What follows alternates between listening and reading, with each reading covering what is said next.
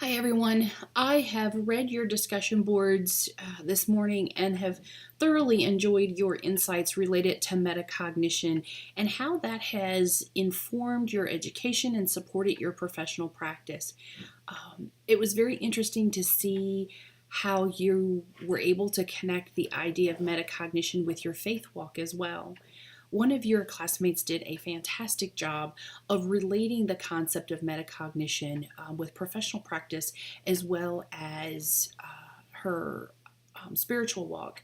Patricia wrote, as I finished my master's in nursing education, I cannot help but think about what an incredible journey this has been for me. I've learned a great deal about nursing education, and seeing the dots connect one by one has been an exciting experience adding to my nursing career. As a Christian nurse, self-assessment is an important part of my faith as I grow and mature spiritually. Just as yearly physical checkups with doctors and dentists help me take care of my physical health, regular reflection on how I am performing in accordance with my Christian faith and what steps I need to take to fix any areas of weakness help me become stronger spiritually. It also enables me to resolve problems before they become out of control. The Word of God encourages us to self-reflect in order to identify areas of weakness that need to be addressed. There are several Bible verses that emphasize the importance of examining ourselves. One of my favorites is 2 Corinthians chapter 13, verse 5, which says we should look into ourselves, self-reflecting, to see how our faith is, and that we should test ourselves, because we know that Jesus Christ is in us. Having a Christian worldview related to nursing education is vital and a much needed acquired component of my graduate journey. What a blessing to read this and to know that that has been something that Patricia has found valuable. It is my hope that as you have gone through these courses, as you come to the very, very close to the ending of your journey, that you're thinking about metacognition in as a life tool, as the time to think about your thinking in every way, not just an academic way, but your professional practice, your personal wellness, and most importantly, your spiritual walk. I think Patricia did a beautiful job kind of giving a great synopsis and tying that all together. From an academic standpoint, from an APA standpoint, you guys are right on point. I love reading students who are in 620 their work because you guys have figured it out. You know how to do APA. Your grammar is great. All I get to do is just be witness to your greatness. So this is a fun course for me to teach. I always enjoy it and see how much you all have grown since our earlier contact. It's pretty cool. So from an APA standpoint, aside from any specific feedback I've given you, as a whole, you guys are doing really well. As you prepare to start next week, you've got two assignments. The discussion board is going to ask you to take a deep dive and look at copyright laws, the Fair Use Law, as well as the TEACH Act.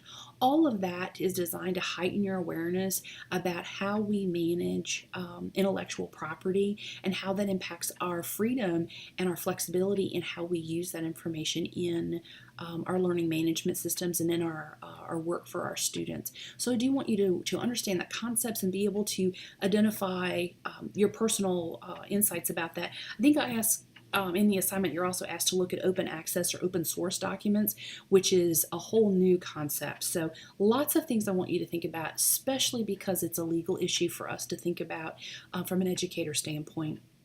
The other thing that you're going to start next week is your three-part assignment on a portfolio. The portfolio assignment has several tutorials. It's got lots of suggestions. It's embedded in Blackboard, which makes your job a whole lot easier because you're already familiar with the general layout of Blackboard. The thing with this is it takes a little bit of time to get used to it. It's a new platform, so I'm going to encourage you to play with this a little bit before you actually try to put your documents in there. Think about this as an electronic resume. And if you were to generate a link from this portfolio, and you'll be able to do that for about 6 months after you graduate, and you send this to an employer or to someone that's looking at considering promoting you within your organization, what is the impression you want to leave with them? Your portfolio is an electronic version of who you are professionally. So you want this to be an aesthetic, a well-written, a crisp document that's really, that flows really well and is easy to follow. You want to avoid having your reader download documents because there are several organizations that don't allow people to download things to avoid viruses on their computers. So you want as much to remain within the document, within the portfolio as possible. You want to avoid your reader from scrolling really long files into one page. So you're going to use several pages to organize your portfolio, changing the format, the font, the background to personalize it and make it part of who you are. Take the time now to play with it. Part one right now, this week is a much easier, less stressful time to play with your portfolio than once you start doing your integrative literature review. You're going to be doing some other things. So take the time this week to play with it. You can't break it. You can undo anything.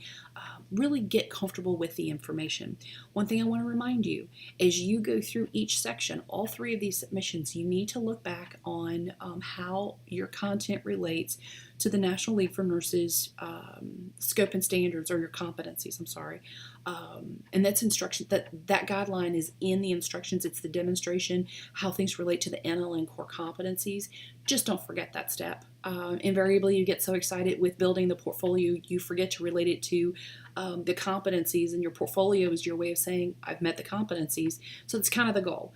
So make sure that you go back in and do that. I think that's all the feedback I have for next week. Discussion boards, remember, they're not many papers. Write concisely. Be very clear and concise in your writing. And with your portfolio, just have fun with it. Know that you can't break it and make it personal to you. And know that each step you're going to get feedback from me, and you're going to go back to the first step and you're going to polish it, and then you're going to start the second step. And that's going to be the way you'll do your portfolio and your integrative literature review. I am going to encourage you to start thinking about the things you want to know more about, because that's going to be the area that you'll be interested in writing your integrative literature review on for this course, and that's the largest assignment you'll have. So begin to think about the areas of nursing education that you're interested in knowing more about, and we'll talk more about that next week. For now, work on your discussion board, play with a portfolio, and be creative. Touch base if you have questions, logistics questions. Use the Ask the Professor link. Personal questions that are private to you, please send those to me by email. I'm happy to chat with you there, or even set up a time to chat by phone if that's beneficial to you. I hope you guys are enjoying a day off, although nurses never get a day off, so I suspect you're probably working just like I am. If not all day, at least take some time today to just rest and refill your well. The fall is going to be a busy one, so I'm looking forward to working with you and being here to support you and serve you. Let me know how I can do that. Y'all take care.